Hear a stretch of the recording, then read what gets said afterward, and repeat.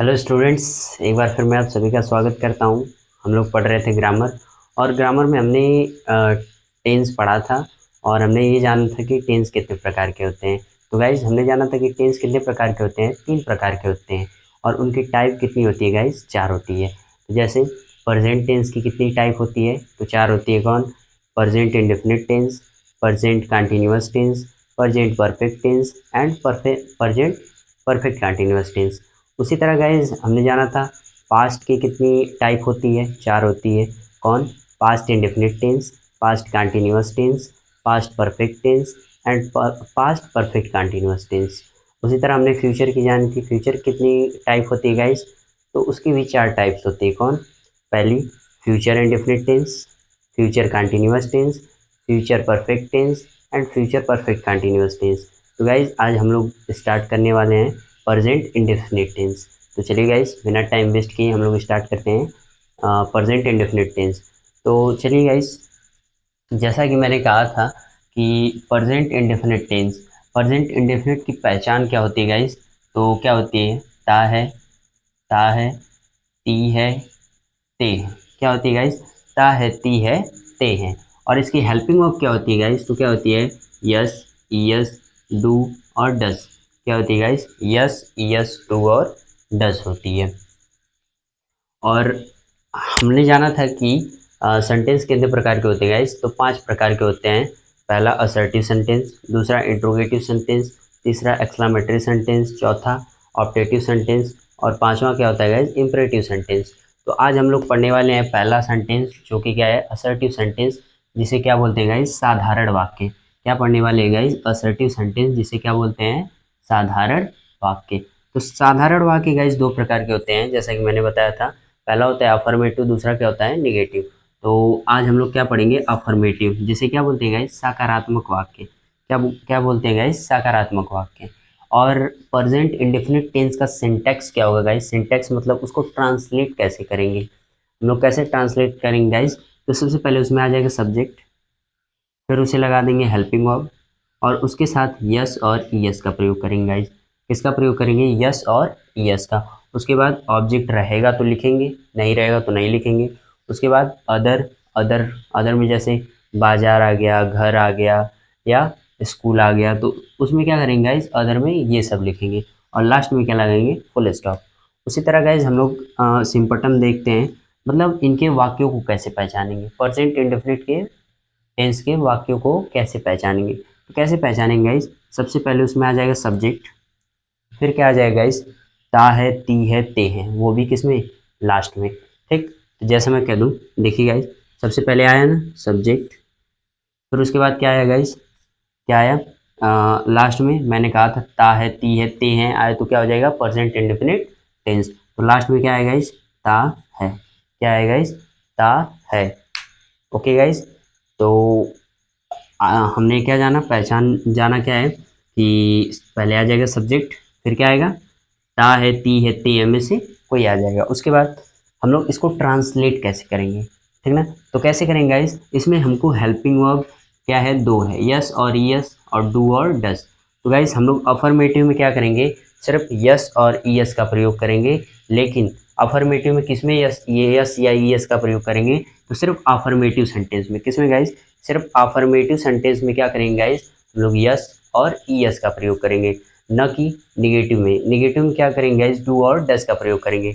अब इसमें भी 2 हैं, कौन कौन से? यस और ईएस। तो गाइस किसके साथ हम लोग यस का प्रयोग करेंगे और किसके साथ ईएस का प्रयोग करेंगे गाइस? तो जिसमें क्या आ जाएगा गाइस? जिसके वर्ब में, वर्ब के लास्ट में।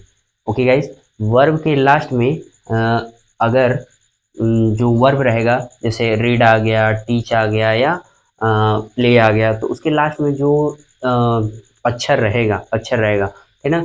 अगर इन छवों में से कोई रहेगा, सॉरी गाइज, इन पांचों छवों में से, सही है, इन छवों में से जो अक्षर रहेगा, तो क्या करेंगे गाइज? यस, यस का प्रयोग ना कर करके किसका प्रयोग करेंगे? ईएस का प्रयोग करेंगे। कौन सा गाइज?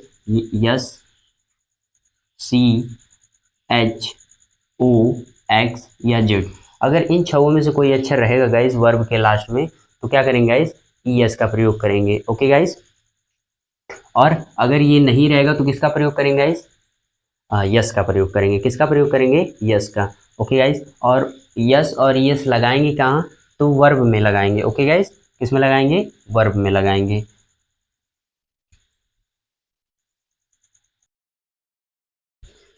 तो चलिए गाइज, तो हम लोग क्या जान रहे थे कि अगर क्या आ जाएगा, वर्ब के लास्ट का अक्षर क्या आ जाएगा? यस, सी, एच, ओ, एक्स या जेड आ जाएगा। तो क्या करेंगे गाइज, उसमें ई एस का प्रयोग करेंगे। और अगर वर्ब का लास्ट अक्षर क्या रहेगा, इन पाँच छहों में से कोई नहीं रहेगा, तो किसका प्रयोग करेंगे गाइज? एस का प्रयोग करेंगे। तो चलिए हम एक सेंटेंस को ट्रांसलेट करते हैं, उसके बाद हम जान जाएंगे कैसे बनाएंगे। ओके गाइज, तो चलिए, तो क्या है, सबसे पहला, वह घर जाता है। क्या है गाइज? वह घर जाता है। तो सबसे पहले क्या रखेंगे गाइज? सब्जेक्ट। तो सब्जेक्ट क्या है? वह का क्या होता है गाइज? तो वह मिस क्या होता है? ही का क्या होता है गाइज? वह। या वह मिस क्या होता है गाइज? ही। सॉरी, ही मिस क्या होता है गाइज? वह होता है। और वह का क्या होता है गाइज? ही होता है। तो किसका प्रयोग करेंगे हम लोग?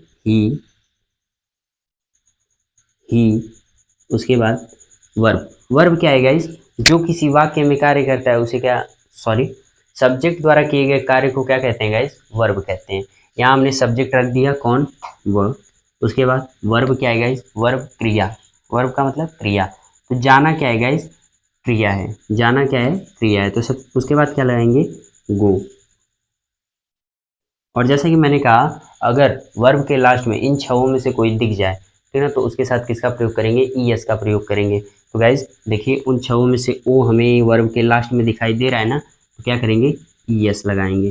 किसका प्रयोग करेंगे गाइज? यस या ई एस में से किसका प्रयोग करेंगे? ई एस का। तो ही गोज। उसके बाद ऑब्जेक्ट नहीं है, अदर में दिया है क्या है गाइज? घर। तो क्या हो जाएगा? He goes to house. He goes to house. उसके बाद क्या लगा देंगे गाइस? फुल स्टॉप लगा देंगे।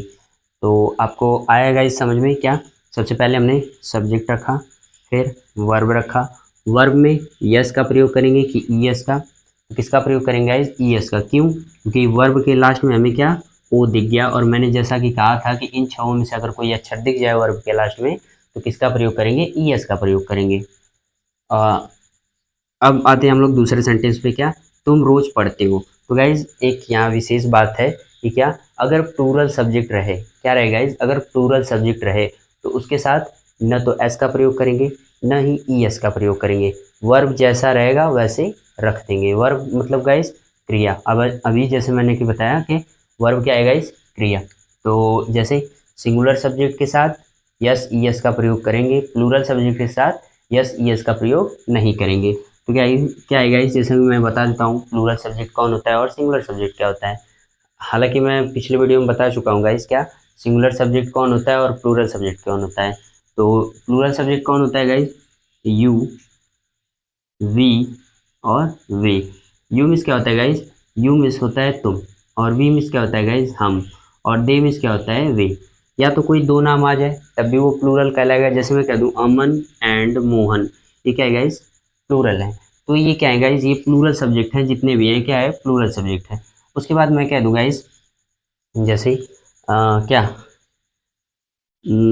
और एक और आता है गाइस प्लूरल सब्जेक्ट में, आई। क्या है गाइस? आई। आई मीन्स क्या होता है गाइस? मैं। ये क्या होता है गाइस? अपवाद होता है। क्यों? क्योंकि ये प्रेजेंट में क्या हो जाता है? सिंगल, सॉरी, प्रेजेंट में क्या हो जाता है? प्लूरल हो जाता है, लेकिन पास्ट में क्या हो जाता है गाइस? सिंगुलर हो जाता है। ठीक। तो अब हम लोग जानते हैं क्या सिंगुलर सब्जेक्ट कौन कौन से होते हैं। कौन होता है गाइस?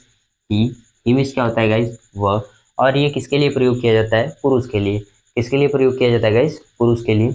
उसी तरह मैं कह दूँ सी, तो सी मीन्स भी क्या होता है गाइस? वह होता है, लेकिन ये किसके लिए प्रयोग किया जाता है? स्त्री के लिए। किसके लिए गाइस? स्त्री के लिए। उसके बाद इट। इट का प्रयोग किसके लिए किया जाता है गाइस? निर्जीव वस्तु के लिए, छोटे बच्चों के लिए, जानवरों के लिए। ओके गाइस, तो किसका प्रयोग किया जाता है? निर्जीव वस्तु के लिए, जानवरों के लिए, छोटे बच्चों के लिए प्रयोग किया जाता है। किसका? इट का। और इसका अर्थ भी क्या होता है गाइस? वह ही होता है। और सिंगुलर सब्जेक्ट में क्या होता है गाइस? या कोई अकेला नाम आ जाए तब भी वो क्या रहेगा गाइस? सिंगुलर सब्जेक्ट रहेगा। तो चलिए हम लोग दूसरा वाला सेंटेंस बनाते हैं। क्या है गाइस? सबसे पहले क्या रखेंगे? सब्जेक्ट। तो सब्जेक्ट क्या है गाइस? सब्जेक्ट क्या है? तुम। तो तुम का क्या होता है गाइस? यू। तुम का क्या होता है गाइस, यू। क्या होता है, यू। देखिए गाइस, तुम का क्या होता है, यू। तो हमने सब्जेक्ट रख दिया यू।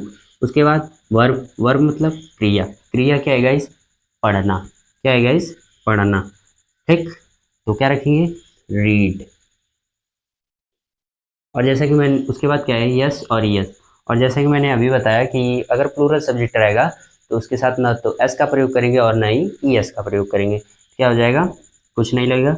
यस ई एस का प्रयोग नहीं करेंगे, ऑब्जेक्ट नहीं दिया है। ठीक, तो क्या है, अदर में क्या है गाइज, रोज। रोज का क्या होता है, डेली। क्या होता है गाइज, डेली। और लास्ट में क्या लगाएंगे, full stop. Okay guys, I hope कि आपको समझ में आ रहा होगा। उसी तरह हम लोग तीसरा वाला बनाते हैं, मोहन आम खाता है। क्या है गाइस, मोहन आम खाता है। ये क्या है गाइस, सिंगुलर सब्जेक्ट है, तो इसके साथ यस और ईएस का प्रयोग करेंगे। तो सबसे पहले मैं क्या रखूंगा, सब्जेक्ट। सब्जेक्ट क्या है, मोहन।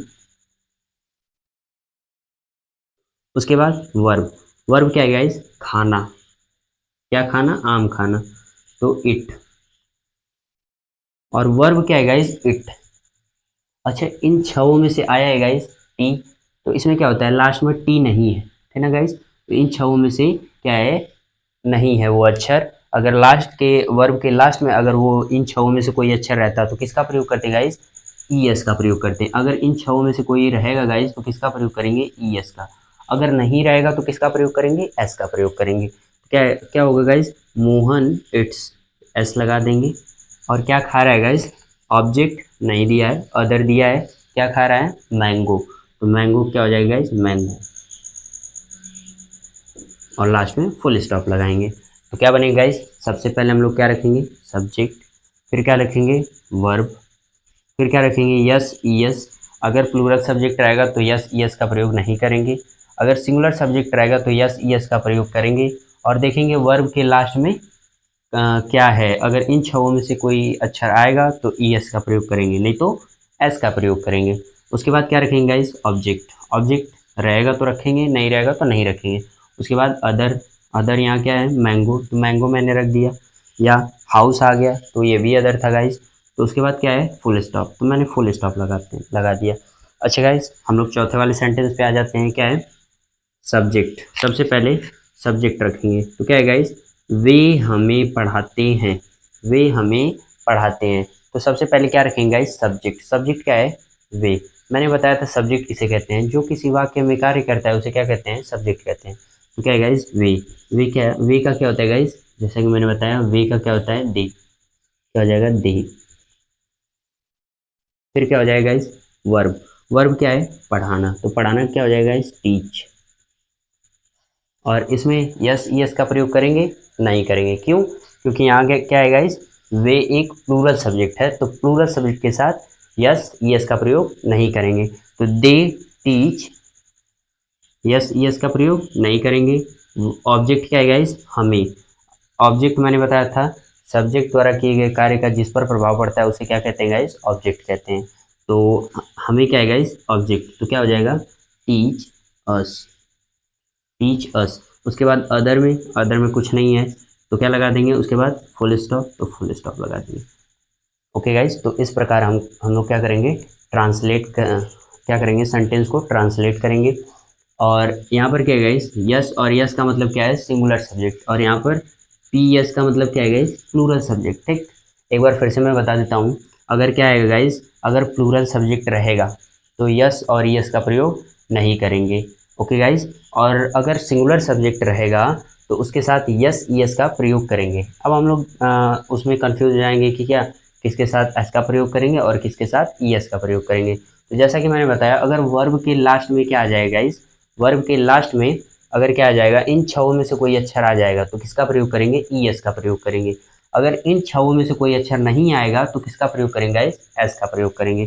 जैसा कि मैंने यहाँ बनाया कि क्या, वह घर जाता है। तो क्या है गाइस, सबसे पहले मैंने क्या रखा, सब्जेक्ट रखा। फिर वर्ब रखा। वर्ब क्या है, गो। गो मीन्स जाना। उसके बाद इन छवों में से एक अक्षर आ गया, क्या, ओ। तो ओ, अगर ओ आ जाएगा तो क्या करेंगे गाइस, ई एस का प्रयोग करेंगे। उसके बाद ऑब्जेक्ट नहीं दिया है, अदर दिया है, क्या गाइस, हाउस। तो गोज टू हाउस, क्या बनेगा गाइस, वह घर जाता है। तो क्या बनेगा, ही गोज टू हाउस। उसी तरह तुम रोज़ पढ़ते हो, तो मैंने बताया कि प्लूरल सब्जेक्ट के साथ यस यस का प्रयोग नहीं करेंगे, तो यू रेड डेली। उसी प्रकार ये दोनों क्या है गाइस, एग्जाम्पल बनाए गए हैं। तो आई होप कि आपको ये समझ में आया हो गाइस। तो अगर वीडियो अच्छा बना हो तो कमेंट करके ज़रूर बताइए कि वीडियो कैसा बना है, ताकि अगली वीडियो में और अच्छे से बना सकूं। ओके गाइस, तो आप लोग इसको नोट करिए, उसके बाद हम लोग आगे बढ़ते हैं। Okay guys, thank you.